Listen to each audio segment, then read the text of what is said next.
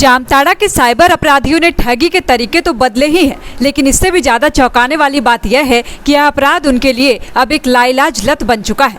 The follow up की team ने cyber crime से संबंधित कुछ आंकड़ों के अनुसार यह पाया कि जो अपराधी पहले जेल जा चुके हैं वे जमानत पर बाहर आते ही कानून से डरने के बजाय और अधिक संगठित होकर बड़े पैमाने पर गिरोह का संचालन कर रहे हैं। जामताड़ा साइबर थाना की पुलिस के आंकड़े बताते हैं कि वर्ष 2026 में केवल जुलाई माह तक कुल 90 साइबर अपराधियों को गिरफ्तार कर सलाखों के पीछे भेजा जा चुका है। इनमें से एक बड़ी संख्या उन आदतन अपराधियों की है जो पहले भी जेल की हवा खा चुके हैं। जेल से बाहर आने के बाद इन अपराधियों ने अकेले काम करने की बजाय अपने साथ नए लड़कों को जोड़कर बकायदा संगठित गैंग बना लिया है। अब आंकड़ों से समझिए इन अपराधियों का पुराना इतिहास। बंटी कुमार सेन 2024 में जेल जा चुका है। जमानत पर बाहर आने के बाद और व्यापक रूप से ठगी करने लगा तो 3 जुलाई 2026 को अपने 2 सहयोगियों के साथ फिर गिरफ्तार हुआ है। मुस्तकीम अंसारी 2022 में नामजद था, जेल जा चुका है और 24 जून 2026 को दोबारा अपने 2 साथियों के साथ पकड़ा गया।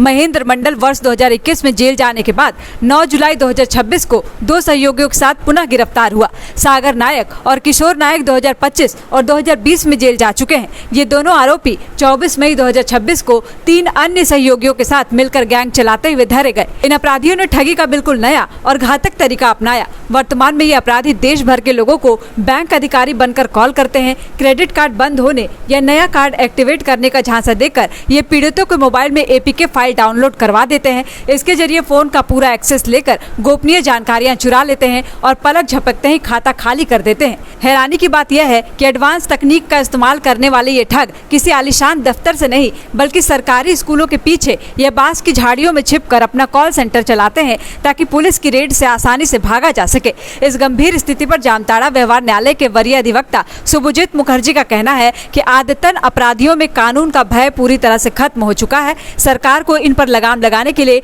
कड़े कदम उठाने होंगे। जो अपराधी दोबारा साइबर क्राइम में संलिप्त पाए जाते हैं उनके और उनके परिवार के आवश्यक सरकारी कागज, राशन कार्ड, विभिन्न प्रमाण पत्र और अन्य दस्तावेज रद्द कर उन्हें सरकारी लाभों से पूरी तरह वंचित कर देना चाहिए। साथ ही केंद्रीय व राज्य एजेंसियों को इन अपराधियों की अवैध रूप से अर्जित संपत्ति को कुर्क करने की कार्रवाई करनी चाहिए। हालांकि पुलिस लगातार तत्परता से काम कर रही है और आरोपियों को दोबारा जेल भेज रही है, लेकिन जब तक इन अपराधियों के आर्थिक साम्राज्य और सामाजिक सहूलियत पर कड़ा प्रहार नहीं होगा तब तक जामताड़ा से साइबर अपराध की इस लत को मिटाना एक बड़ी चुनौती बना रहेगा। जामताड़ा जिले और पूरे देश भर में अभी साइबर अपराध काफ़ी अधिक मात्रा में होती है और अक्सर ये देखा जाता है कि जो एक बार साइबर अपराध में लिप्त होते हैं उन्हें या तो यहाँ के न्यायालय या फिर उच्च न्यायालय से जब जमानत मिल जाती है तो उसके बाद ये पुनः उसी अपराध में शामिल हो जाते हैं।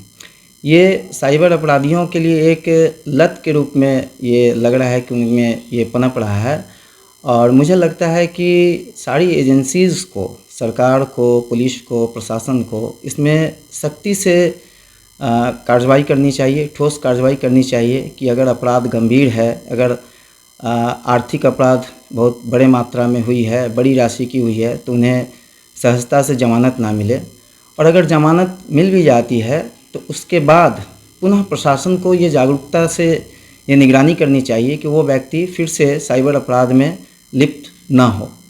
इसके लिए बड़े पैमाने पर मुझे लगता है कि पूरे जामताड़ा ज़िले में ये साइबर की जागरूकता डीएलएसए के माध्यम से या पुलिस प्रशासन के माध्यम से समय समय पर होना चाहिए और विशेषकर सरकार को कुछ अन्य ठोस कार्यवाही भी करनी चाहिए। मसलन एक बार जो साइबर अपराध करता है और अगर उसकी संलिप्तता उसमें प्रमाणित होती है, ट्रायल में ये पाया जाता है कि वो साइबर अपराध में लिप्त था, तो मुझे लगता है कि सरकार को अब कानून बनाकर सख्ती से वैसे साइबर अपराधियों के जो आधार कार्ड हैं, वोटर कार्ड है, उनकी वोटर राइट सीज कर लेनी चाहिए, उनकी आधार कार्ड सीज कर लेनी चाहिए। आधार से लिंक जितने भी सरकारी उन साइबर अपराधियों को या उनके परिवारजनों को जो सरकारी सुविधाएं मिल रही है उनको सीज कर लेनी चाहिए ताकि फिर से वो साइबर अपराध में अगर एक बार लिप्त हुए भी हों किसी कारण से तो दोबारा उसमें वो लिप्त ना हो। तो इसके अलावे जो बड़ी मात्रा में वो जो अपना साइबर अपराध के माध्यम से जो अपनी संपत्ति अर्जित करते हैं और बाद में उस संपत्ति को कन्वर्ट करके, ऐसा देखा जाता है कि वो उसको कन्वर्ट करके वो दूसरे व्यवसाय में उस पैसे को वो लगाते हैं और दूसरा व्यवसाय खड़ा करते हैं।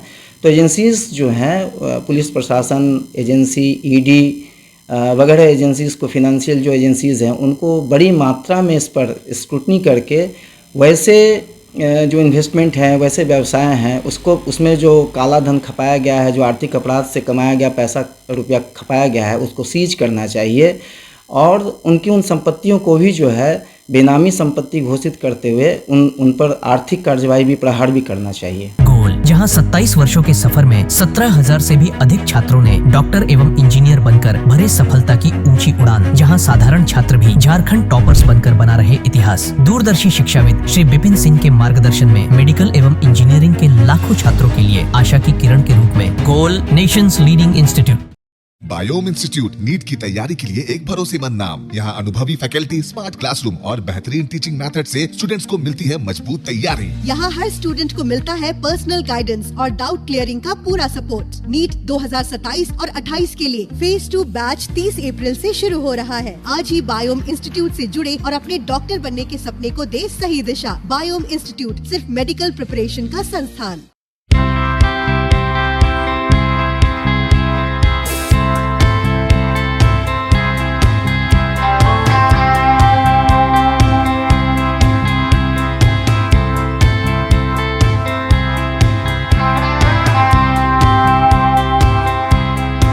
thefollowup.in. Like, share, and subscribe. www.thefollowup.in